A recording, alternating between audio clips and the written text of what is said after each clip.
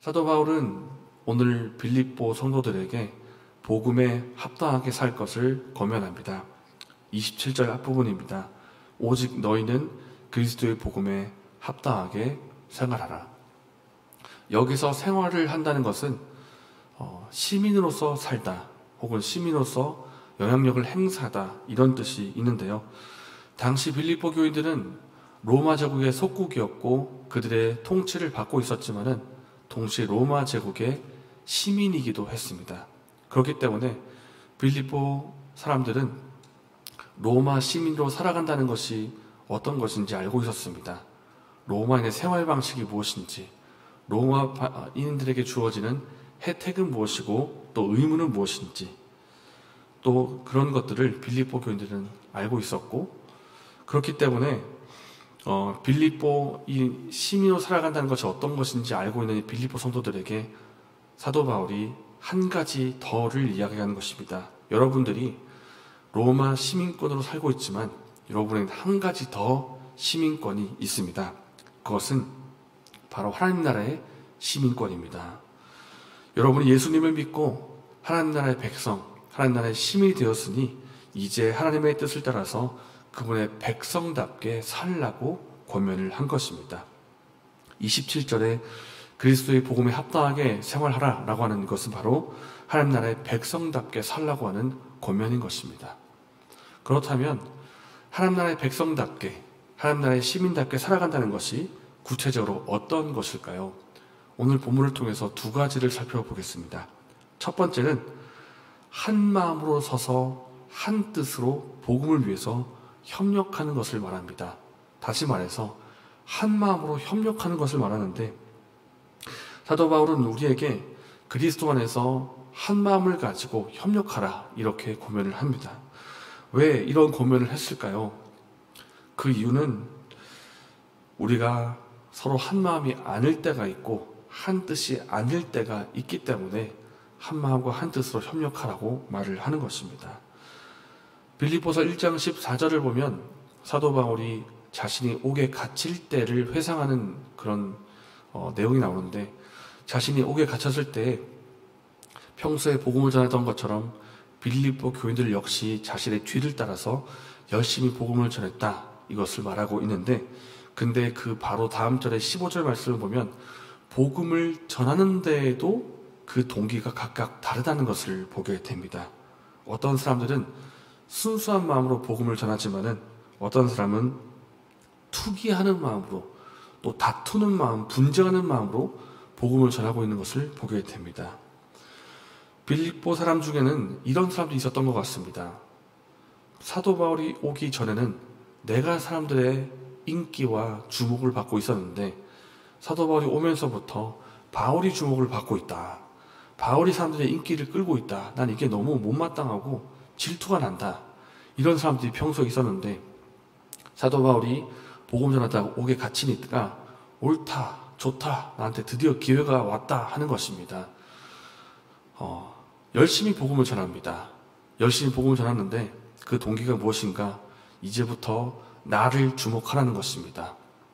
이렇게 복음 위해서 힘쓰고 애쓰는 나를 주목해라, 이제 내가 인기를 좀 받겠다 하는 마음으로 복음을 전하는 사람도 있었다는 것입니다. 같은 복음을 전해도 이렇게 다른 마음을 가지고 움직이는 것을 사도 바울이 봤다는 것입니다. 예수님 믿는 사람들이 함께 모여있는 교회인데 그 안에 시기가 있습니다. 같은 교회 공동체인데 그 안에 분열이 있고 다툼이 있습니다. 이러한 모습들이 교회 공동체가 하나 되지 못하게 방해하고 있기 때문에 사도 바울이 권면하기를 한 마음과 한 뜻을 가지고 협력하라고 말을 하는 것입니다. 그렇다면 우리가 어떻게 하면 한 마음과 한 뜻이 될 수가 있겠습니까?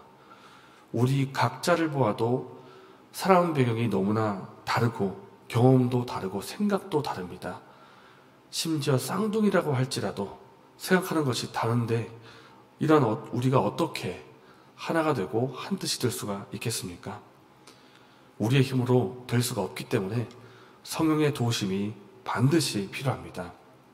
우리를 구원하시고 우리로 하여금 교회 안에서 하나 되게 만드신 성령님께서 우리 안에 계셔야만 우리가 한 마음과 한 뜻을 가지고 하나로 움직일 수가 있습니다. 그렇기 때문에 성령님을 의지하고 복음이라고 하는 한 가지 목표를 가지고 한 마음이 되어야 합니다.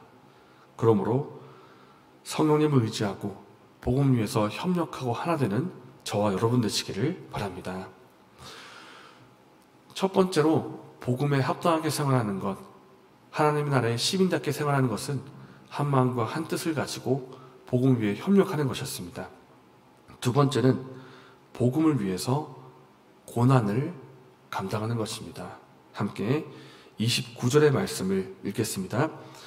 그리스도를 위하여 너에게 은혜를 주신 것은 다만 그를 믿을 뿐 아니라 또한 그를 위하여 고난도 받게 하려 하심이라. 사도 바울이 하나님께서 우리에게 은혜를 주실 때 그 목적 가운데 두 가지가 있다고 이야기를 합니다. 하나님께서 왜 우리에게 은혜를 주시는가?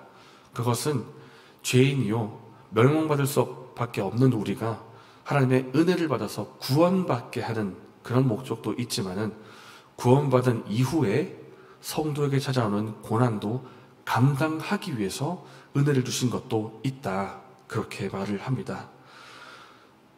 지금도 그렇지만 당시에 교회를 대적하는 무리들이 있었습니다. 여러 무리인데 첫 번째로 로마 황제를 추앙하고 신으로 받들고 있는 로마 정부가 교회를 대적했고, 또 기독교인들을 괴롭히는 유대 율법자들이 있었고, 율법인들, 그리고 빌립보 지역에 있는 이교도들이 있었습니다.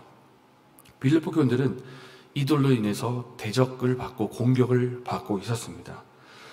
당시와 똑같은 모습은 아니라 할지라도 예수님을 믿고 살고 있는 오늘날 우리도 여러 가지 모습으로 공격과 대적을 받을 수가 있습니다. 우리가 다니고 있는 직장에서, 우리가 살고 있는 삶의 터전과 가정과 학교에서, 우리의 삶의 현장에서 예수님 믿는다는 것 때문에 알게 모르게 불이익을 당하고 또 사회적으로 피해를 보고 이런 경우가 있다는 것입니다.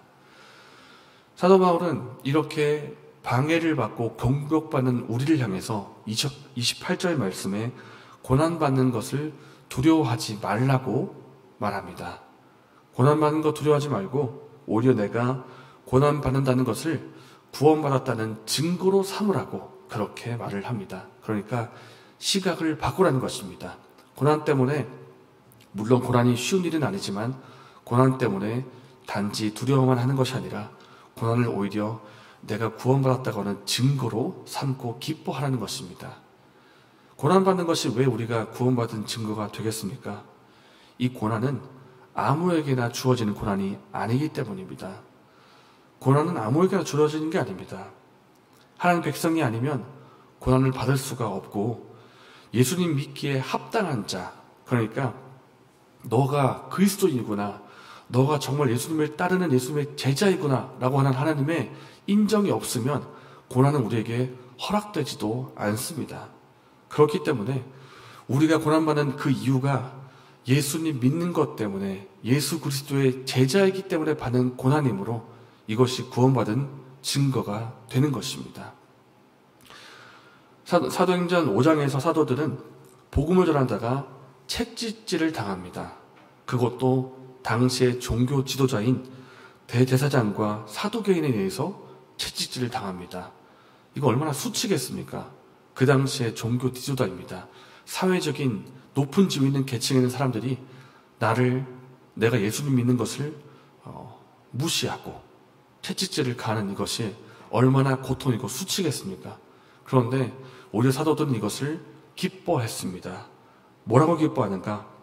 우리가 예수님의 이름 때문에 고난받는 것으로 하나님께서 합당하게 여기시는구나. 너가 예수님 이름에 합당한 자구나 라고 하는 인정을 받았다는 것을 깨닫고 그것을 기뻐하면서 돌아가는 것을 봅니다. 특권으로 여겼다는 것입니다. 우리가 고난받는 것은 우리가 하나님의 성도라고 하는 그런 증거가 됩니다. 우리가 예수님의 제자라고 하는 그런 증거가 됩니다. 증명입니다. 그렇기 때문에 우리가 이것을 기뻐할 수가 있습니다. 왜냐하면 이것이 증명됨과 동시에 하늘에 또한 상이 기다리고 있기 때문입니다. 사랑하는 여러분, 오늘은 하나님의 백성답게 살아가는 것이 무엇인지를 살펴보았습니다. 첫 번째로 한 마음과 한 뜻으로 복음을 위해 협력하는 것을 말하고 있고, 두 번째로 복음을 위해 받는 고난을 감당하는 것을 말합니다. 악한 영은 지금도 교회와 성도를 공격하고 있습니다. 어떻게 하면 하나님의 나라가 이루어진 것을 방해할 것인가? 어떻게 하면 성도를 좀 괴롭힐 수 있을 것인가? 궁리하면서 지금도 핍박과 고난과 유혹으로 교회와 성도를 공격하고 핍박을 가합니다.